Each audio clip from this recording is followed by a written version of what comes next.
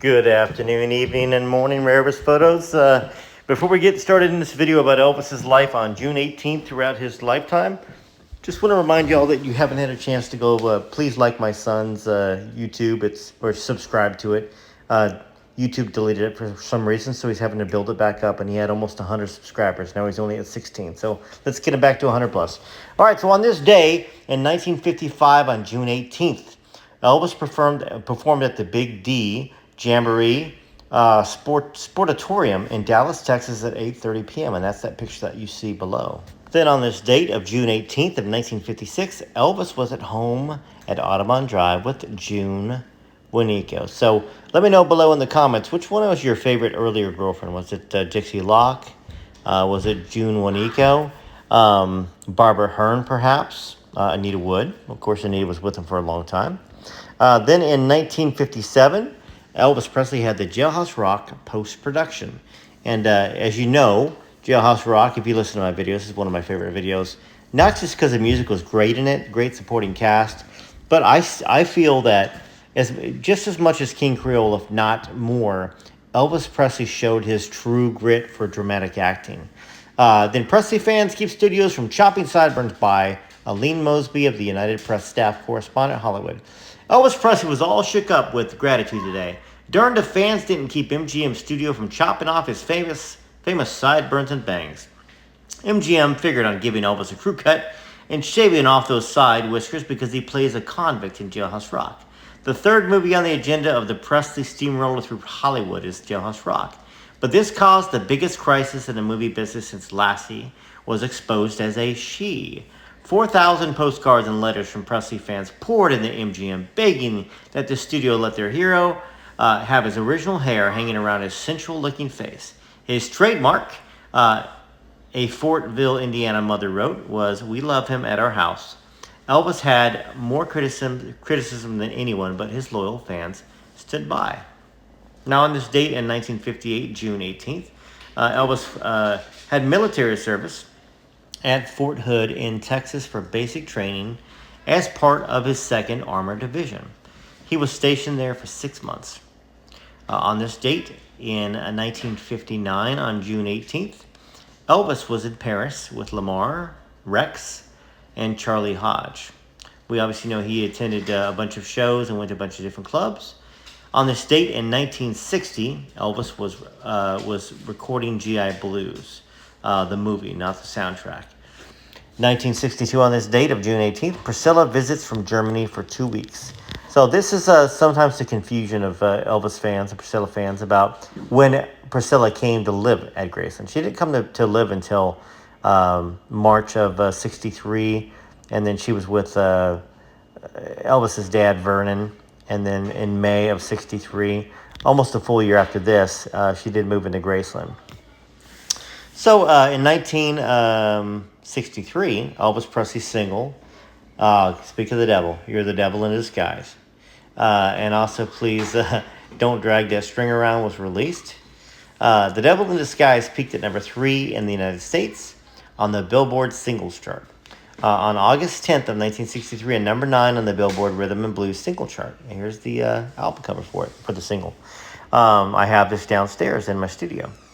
So it became his last top 10 single on the Rhythm and Blues chart in the USA when the song debuted to a British audience on the BBC television show Jukebox Jury. The celebrity guest John Lennon, voted the song a miss, stating on the new song that Elvis Presley was like Bing Crosby now. The song went on to reach number 1 in the UK for a single week. That song was also topped Japan's Utamic record chart in the fall of 63. And an interesting note, I think that when The Devil in Disguise was number 1 in the UK, I think the Beatles were number 28 or 23. No, that was Crying in the Chapel, which I think might have been a little bit later on. That being said, Please Don't Drag That String Around did not chart because it wasn't a very good song. And Devil in Disguise recharted in 2005, but did not break the top 10. Isn't that interesting? 2005. We're talking, You're the Devil in Disguise. You know, a song about Priscilla. That's my opinion. And some of yours as well. In 1964, there was a press release that stated, excuse me, it's late, and I got a kitten on my lap. 1964, Presley's return to the charts. For the first time in the 3 years since the Beatles rocketed to fame and fortune, the English hit parade has been topped by that figure out of the past. And this is what I was talking about earlier. Elvis Presley. His Crying in the Chapel displaced Britain Sandy Shaw's Long Live Love, according to a recent weekly report, at the top of the pile. The best the Beatles could do was take 24th place with Ticket to Ride. That's a good song. She got a ticket to ride, and she don't care. My baby don't care. Something like that. So the Beatles' recent appearance on the Queen's birthday honors list, creating them members of the Order of the British Empire, cannot be expected to do much. The article says for their dwindled popularity. One teenage girl, for example, said of the Beatles' favor at the royal hand, they become respectable, and I don't want anything more to do with them. But that's interesting. The year before, on this date, John Lennon gave a thumbs down to "You the Devil in Disguise," and then the very next year, Elvis is number 1 with "Crying in the Chapel," and they're number 28. I think that not only did Elvis fans speak, but I think Beatles fans spoke out. Now, I'm a big Beatles fan. I'm not much of a John Lennon fan when it comes to do with his just him in general. Talented fellow for sure. I like Paul McCartney more than I like John Lennon. But that being said, all along the article says, of course, we knew that even the Beatles would have their day and be replaced. Yes, you do hear a dishwasher and a sink going because my wife's in the kitchen doing some probably putting dishes away that I didn't get put away. Sorry, babe. But we did not expect to see so ancient a figure as Elvis Presley rise to occupy the Beatles' vacated throne. And in the Beatles' home country, no less, isn't anything certain anymore, even the fickleness of addicts to popular records. Now, on this date in 1965 in Elvis history, on June 18th, the final cut of Harum Scarum is screened for studio executives, and the Colonel, aghast, declares, what did he declare? He declares it would take a 55th cousin to P.T. Barnum to sell this picture. The best thing to do is book it fast and get the money, then try again. You know, and it's not Elvis's fault. This was Colonel Parker's fault and the people he hired to do these movies.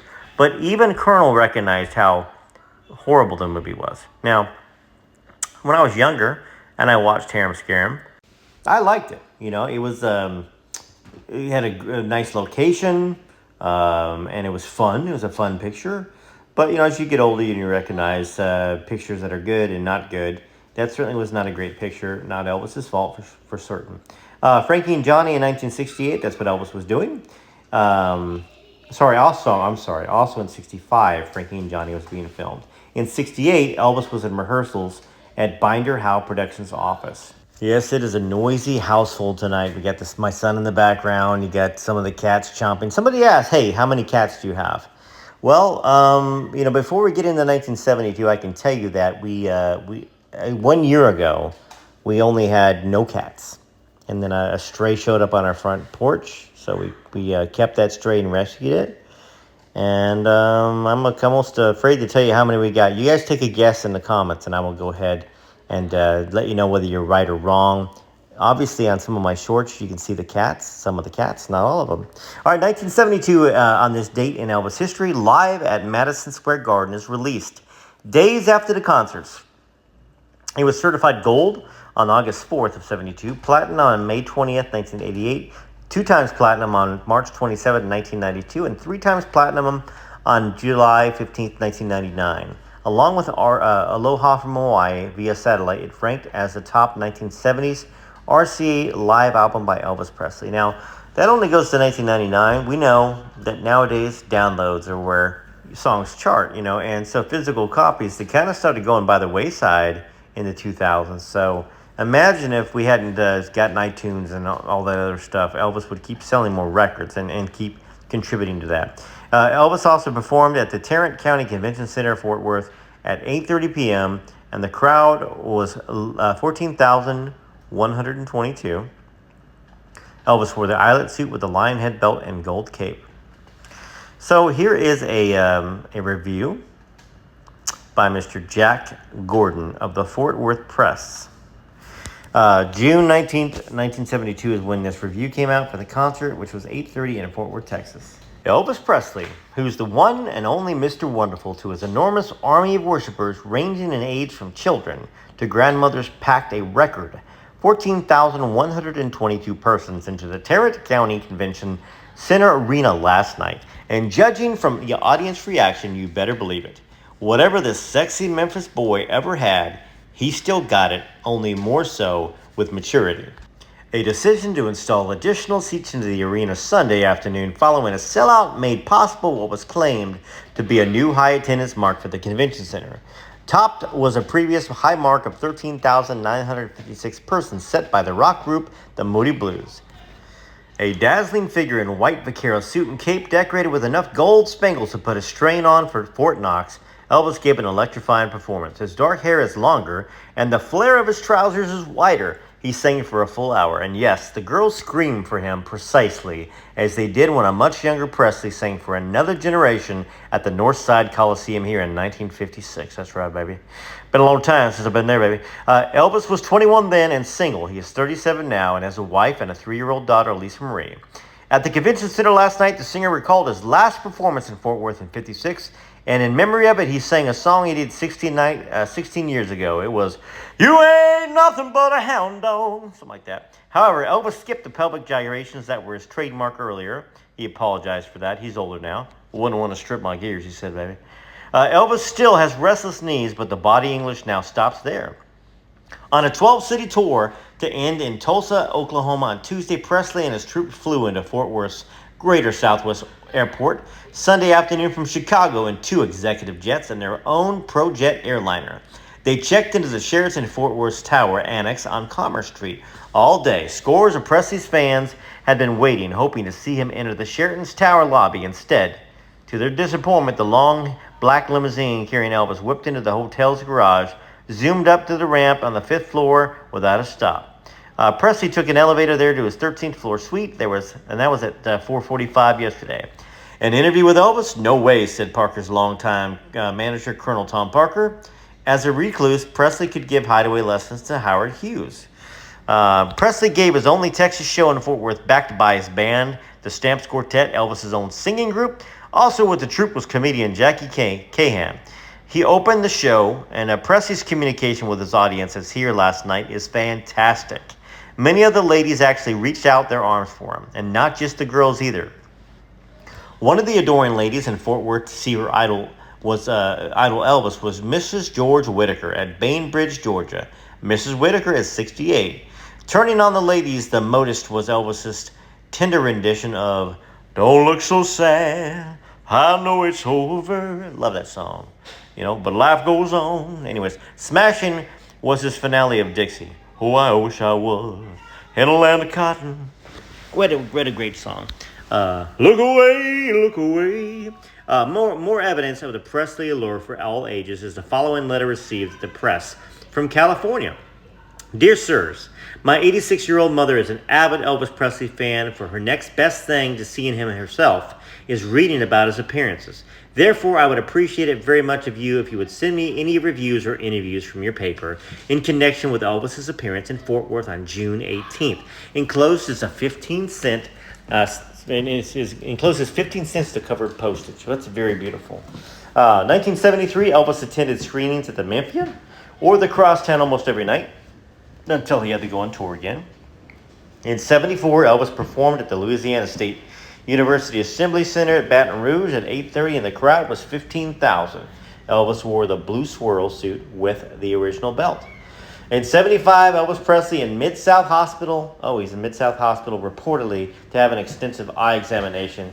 He actually underwent a facelift, which that might be true, might not. He might have also been exhausted. He might have had some issues too. But according to this historian, that's what he says. In 77, Elvis performed at the Kemper Arena in Kansas City, Missouri at 8:30 p.m. The crowd was 17,000, and Elvis wore the 1974 Arabian suit with the original belt. He seemed tired, but announced to the crowd, "In spite of what you hear, you may read, we're here, we're healthy. we enjoy what we're doing. And I truly believe that's true. He enjoyed what he was doing. He was with his fans. He was with his people. He was helping all of his friends, all the band members, all of his cohorts to pay their bills, and buy their food and the houses and all that other stuff. So this was a part of a review from the Kansas City Times by Shifra Stein. June 20th was when it was written about the 19th concert, or about the 18th concert. June 18th, night concert. The King of Rock and Roll was in town Saturday night at Kemper Arena to bestow his majestic presence upon 18,000 loyal subjects. The arena was filled with thousands of aging teenagers, mostly women in their 30s, whose voices rose to a maddened shriek when their beloved idol climbed on stage about 10 p.m. And I think he was singing, I said, see, Ryder, oh, see what you have done. And some like, well, I'm going away, baby. Anyway, that's, of course, after he came out to that 2001 Space Odyssey wonderful theme song.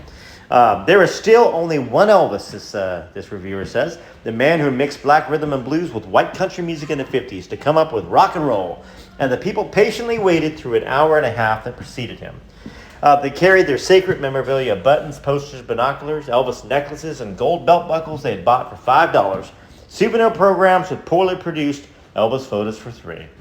Some of them had a $50 ticket from scalpers who waited outside the door.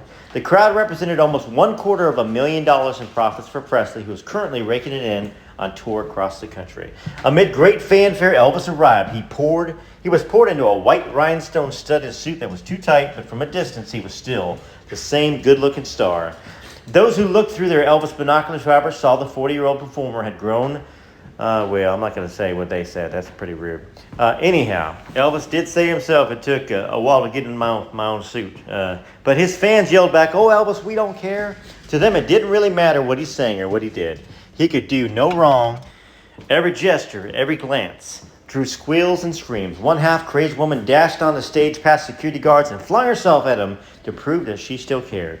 Elvis shrugged it off, barely reacting to anything during his performance. Looking in desperate need of rest, he drank frequently on stage from a paper cup. Anyhow, we know that Elvis was deathly sick during this tour. It was just 8 days from his final concert on June 26th. And we know how he looked at that concert. How well he sang, but how poorly he looked. He was very sick. He was just out there, just surviving barely for us. So I hope you enjoyed this day in history of June 18th throughout Elvis's life. You probably hear my son in the background playing video games. You probably heard my cats meow, my dog scratching the door, but that's what life is all about. TCB, TLC, this is Rare Elvis.